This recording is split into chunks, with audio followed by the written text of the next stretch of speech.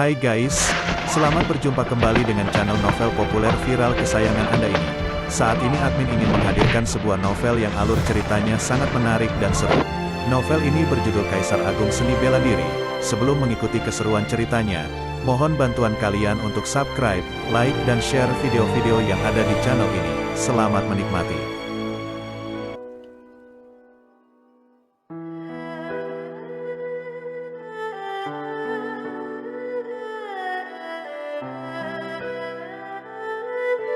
Kaisar Agung Seni Bela Diri, Bab 422, bertemu lagi dengan Wu Qiyu. Patriark Bintang dari Istana Bintang Surgawi adalah salah satu dari 10 patriark bergelar di alam Samudera Bintang. Kekuatannya dapat dibandingkan dengan kekuatan tingkatan kaisar biasa.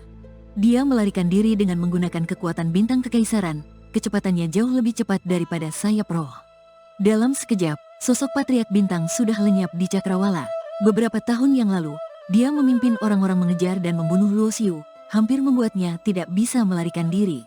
Jika bukan karena kultivator tingkat kaisar yang menjaga formasi teleportasi, Luo Xiu mungkin tidak akan punya kesempatan melarikan diri ke alam bintang luar. Namun beberapa tahun kemudian, dia terkejut menemukan bahwa kekuatan Luo Xiu dapat menekannya, dan jika pertempuran berlanjut, dia mungkin akan mati di tangan Luo Xiu. Oleh karena itu, Patriark Bintang tanpa ragu memilih untuk melarikan diri. Dia yakin dengan kecepatan bintang kekaisaran, Luo Xiu tidak mungkin mengejarnya meskipun memiliki sayap roh. Namun Luo Xiu tidak berniat menggunakan sayap roh. Dia hanya memegang tombak hitam dan langsung merobek ruang, menciptakan jalan ruang hampa. Kekuatan tingkat kaisar dapat merobek ruang dengan tangan kosong, dan Luo Xiu juga dapat melakukan hal yang sama dengan tombak naga hitam. Dia melangkah ke dalam jalan ruang hampa, dan seketika sudah berada ribuan mil jauhnya. Boom! Patriark Bintang yang sedang melarikan diri berubah wajah karena ruang di depannya terbuka, dan sosok Luo Xiu muncul, menghalangi jalannya.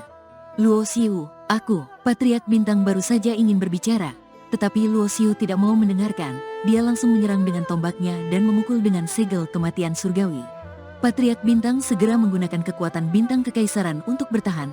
Suara gemuruh yang memekakkan telinga bergema di langit, gelombang energi kuat menyapu, tetapi tidak mempengaruhi Luo Xiu sama sekali. Namun Patriark Bintang dengan kekuatan bintang kekaisaran dapat menahan serangan tombak naga hitam, tetapi segel kematian surgawi jatuh seketika, menyerangnya dengan keras.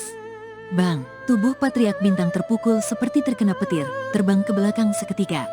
Meskipun Patriark Bintang memiliki tingkat kekuatan yang jauh lebih tinggi dari Luo Xiu, dia tidak merasakan tekanan sama sekali dalam pertempuran ini, bahkan tidak menggunakan api Kaisar Merah. Patriark Bintang yang terluka kembali berubah wajah, sangat menyadari bahwa dia bukan tandingan Luo Xiu. Dia segera memilih untuk melarikan diri lagi.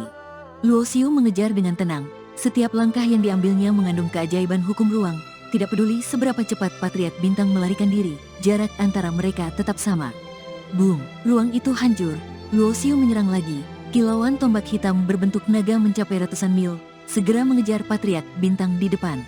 Patriark Bintang merasakan serangan dari belakang, dan menemukan bahwa Luo Xiu tidak menggunakan teknik segel yang kuat. Dia segera menggunakan bintang kekaisaran untuk melawan kilauan tombak naga hitam. Senyum dingin muncul di sudut bibir Luo Xiu.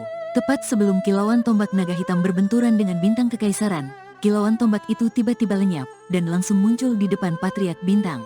Apa? Ini hukum ruang? Patriark Bintang terkejut, tidak punya waktu untuk memanggil kembali bintang kekaisaran. Puff! Pertahanan energi Patriark Bintang dirobek oleh kilauan tombak naga hitam, tubuh bagian atasnya langsung hancur menjadi kabut darah. Sebuah cahaya bintang berkumpul membentuk jiwa dari tubuh yang hancur, bersatu dengan bintang kekaisaran, dan mencoba melarikan diri lagi. Mau melarikan diri kemana? Luo Xiu melambaikan tangannya, cambuk naga surgawi terbang keluar, dan mencambuk bintang kekaisaran dengan keras.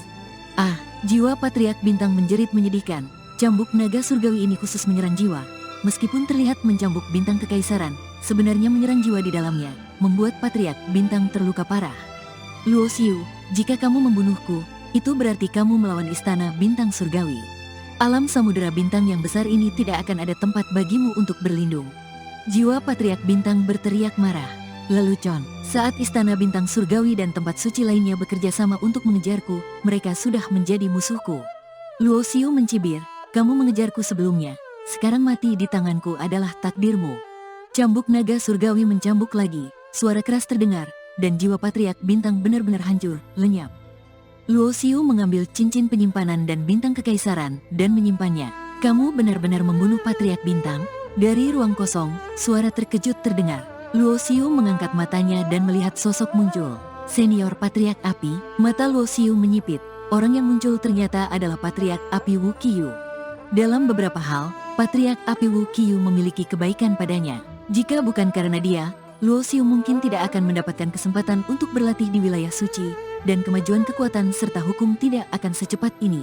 Meskipun Patriark Api Wu Qiyu memiliki kepentingan sendiri dengan mengirim Luo Xiu untuk mengikuti perebutan tempat, dengan sifat Luo Xiu yang mengenal budi, dia tetap menghargai kebaikan Patriark Api Wu Qiyu.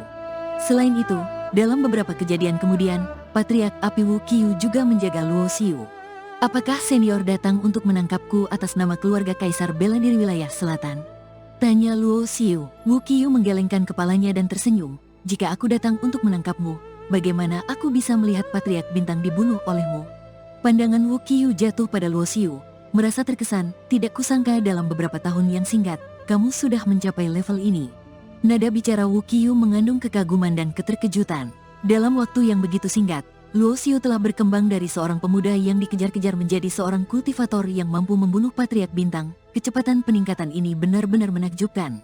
Senior terlalu memuji. Luo Xiu berkata dengan tenang, wajahnya tetap dingin. Wu Qiyu menggelengkan kepalanya, tidak perlu merendah, bakat dan kerja kerasmu sudah terlihat jelas.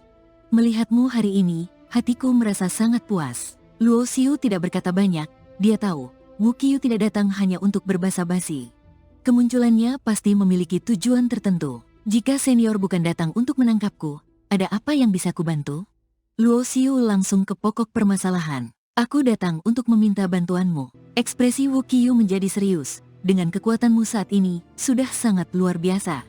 Jika kamu bersedia, aku berharap kamu bisa membantuku. Selamat atas terobosan Anda yang berhasil, senior, mencapai ranah kekaisaran, kata Luo Xiu dengan anggukan hormat. Dia telah mengerti bahwa Wu Qiyu tidak datang untuk menangkapnya. Hehe, hanya keberuntungan saja, jawab Wu Qiyu dengan senang hati ketika membicarakan terobosan kekuatan dirinya. Sekarang, dia bukan lagi Patriark Api, salah satu dari 10 Patriark bergelar, tetapi seorang kultivator yang telah melampaui batas dan mencapai ranah kekaisaran. Dengan kekuatan Kaisar Bela Diri tingkat 1, Wu Qiyu mampu melawan Kaisar Bela Diri tingkat 4. Mencapai Kaisar Bela Diri dari Patriark Bela Diri adalah transformasi yang signifikan karena Patriark Bela Diri hanya dapat hidup selama 5.000 tahun, sementara kultivator di ranah Kaisar Bela Diri bisa hidup selama 10.000 tahun, memberikan mereka waktu yang cukup untuk mencari peluang untuk melampaui batas dan mencapai ranah para Dewa Iblis. Berbagai kekuatan tahu bahwa cepat atau lambat kamu akan kembali, jadi Patriark Bintang telah menunggu di luar alam bintang selama bertahun-tahun untuk menangkapmu. Baru-baru ini, setelah kembali dari Samudera Bintang, aku juga datang ke sini dengan harapan bisa membantumu. Namun, ternyata kamu sudah cukup kuat untuk membunuh Patriark Bintang tanpa bantuanku. Bakat Luo Xiu membuat Wu Qiyu sangat terkesan. Dia berasal dari keluarga besar Kaisar Bela Diri Tanah Suci, dan sebagai murid inti, butuh hampir 3.000 tahun untuk mencapai ranah Kaisar Bela Diri. Tapi Luo Xiu, dia baru berlatih kurang dari 30 tahun dan kini kekuatannya bisa dibandingkan dengan ranah kekaisaran, bahkan mampu membunuh Patriark bergelar. Wu Qiyu merasa, meskipun dia telah mencapai ranah kekaisaran dan mungkin bisa menekan Luo Xiu, dia tidak mungkin menangkapnya. Orang dengan potensi seperti ini tidak boleh dikejar oleh tempat suci manusia, itu adalah keputusan paling bodoh.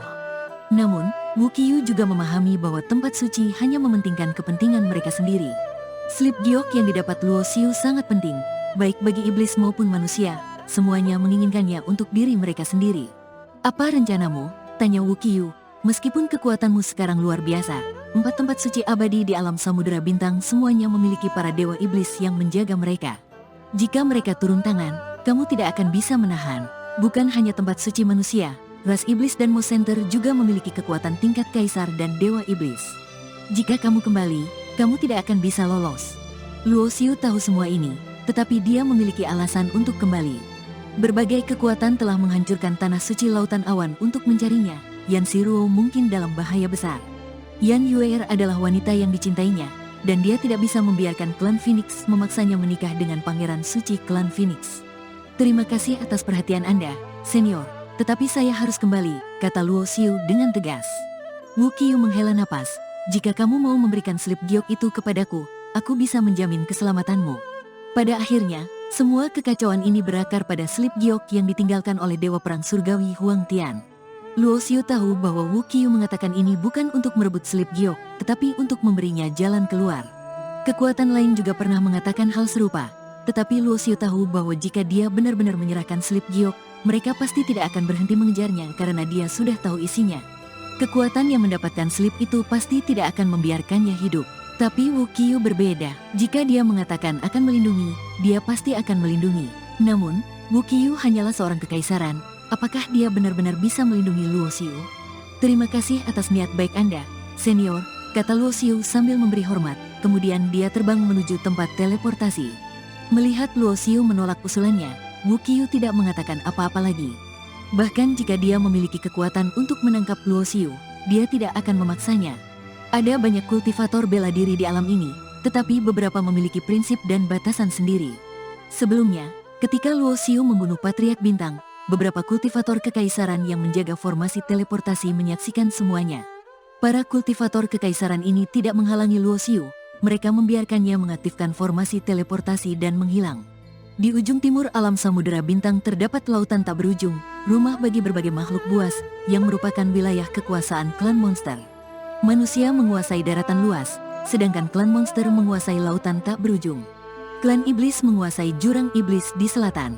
Pada hari itu, awan gelap mengumpul di atas laut timur, kekuatan ruang yang ganas menyapu semuanya, ombak besar naik tinggi, menciptakan pemandangan kehancuran. Para kultivator klan monster yang berada di sana terkejut dan segera datang untuk menyelidiki.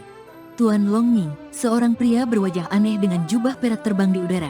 Semua monster yang melihatnya memberikan hormat dengan penuh rasa hormat. Para monster yang memiliki status tahu bahwa Tuan Longming adalah kultivator klan naga dari zaman kuno, bagian dari klan naga tanpa bayangan yang secara alami menguasai kekuatan ruang. Setelah pertempuran besar di zaman kuno, klan naga tanpa bayangan hampir punah. Orang di hadapan ini adalah satu-satunya kultivator naga dengan darah naga tanpa bayangan yang tersisa. Wilayah laut ini adalah wilayah kekuasaan Longming, kekuatan hukum ruang yang sangat kuat. Longming tiba di tempat itu, menatap dengan tajam seolah bisa menembus ruang dan melihat segalanya. Krek, ruang yang gelap terbuka dengan celah besar, dan seorang sosok keluar dari celah itu, dikelilingi oleh aura yang kuat dan misterius.